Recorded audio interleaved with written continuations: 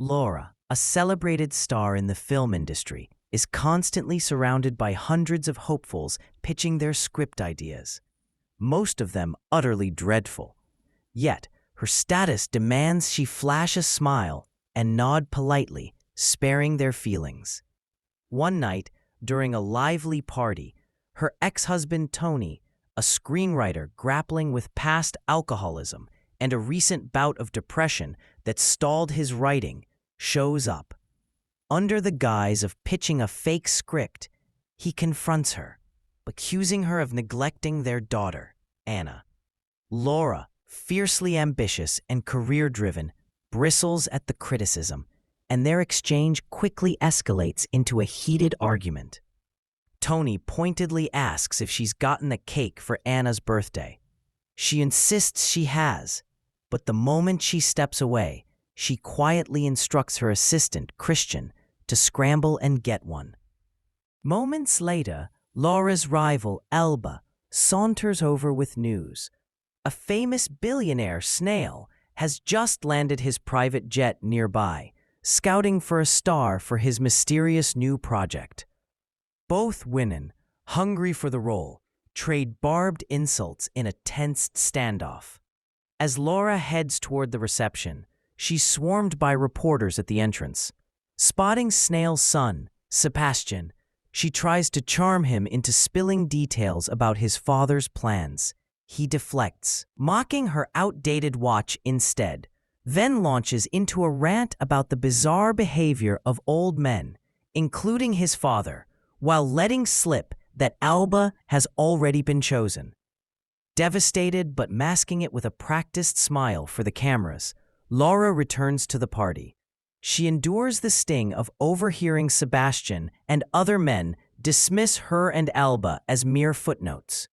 When the two women finally steal a moment alone, Laura swallows her pride and congratulates Alba. Admitting that if anyone had to outshine her, she's glad it's her. Alba, clasping her hand, agrees that women in this cutthroat industry must stick together to survive. That night, Alba is set to present a film to a massive crowd, except she hasn't seen it. Laura, seizing an opportunity, feeds her a fabricated plot summary.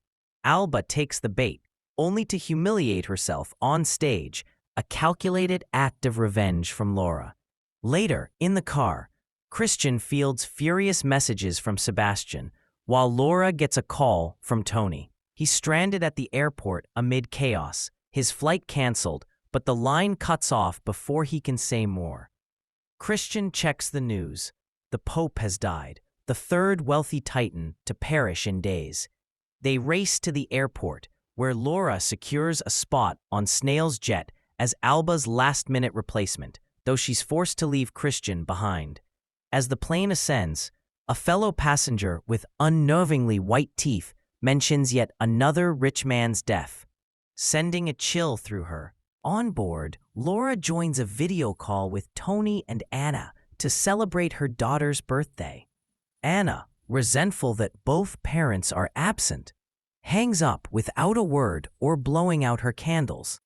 Laura presses Tony to sign the divorce papers, but their spat ends with a vow to settle it in court.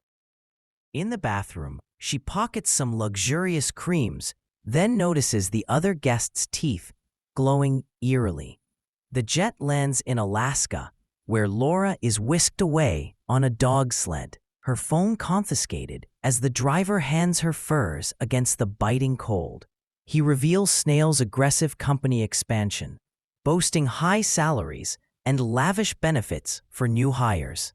A snowstorm masks the sound of the plane exploding behind them. At a rugged settlement, Snail greets the arrivals with a speech honoring Alaska's pioneers, framing his outpost as a tribute to their grit. He rails against a world weakened by laziness, insisting the rich, like him, are society's cure, not its curse. Laura signs a contract laden with stock options and joins the celebration. During a smoke break, Snail bonds with her over their mutual confusion about their kids. then tasks her with attending an auction at Buckingham Palace to splurge on behalf of his company. He hands her a book, urging her to read it. The next day, she departs Alaska in Snail's helicopter with Mr. Yi, who's been dispatched to audit refugee camps in Sicily. The book's back cover quote about wealth nags at her. Mid-flight, news breaks. Buckingham Palace has been attacked. Billionaires and leaders are dying globally. With no clear cause, terrorism or poisoned luxury goods are suspected. And plutophobia, a hatred of the rich, is whispered online. Landing in a chaotic London, Christian picks her up, dismissing the panic as overblown. Traffic stalls, and Laura muses aloud whether she and Christian qualify as rich.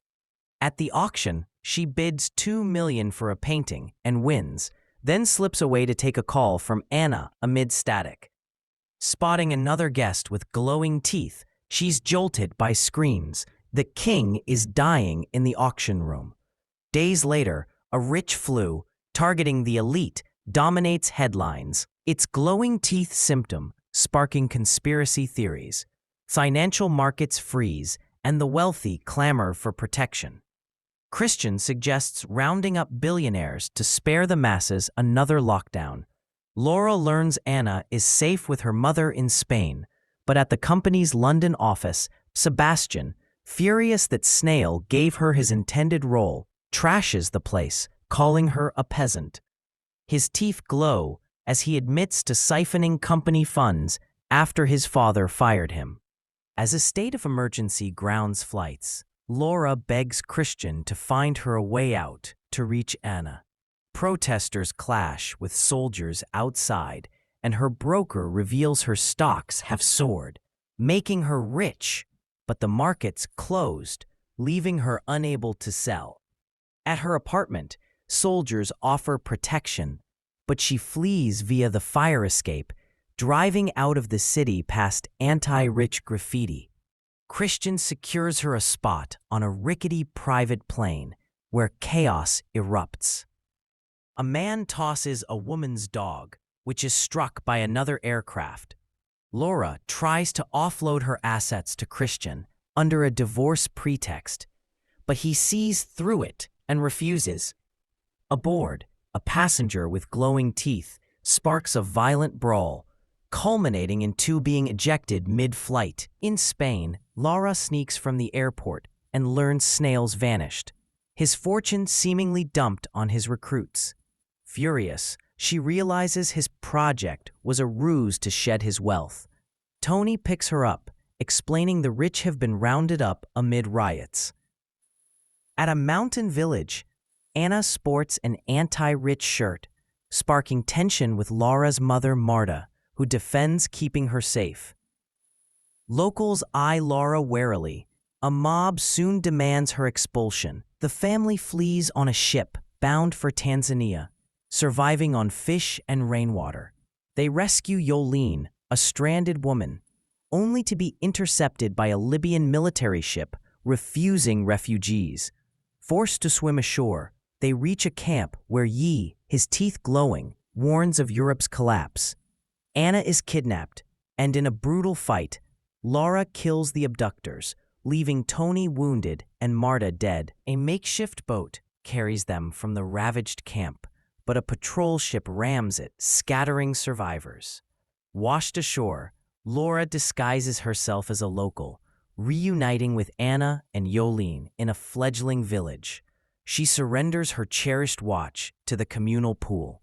One night, seeing it on another woman, she trades shells to reclaim it.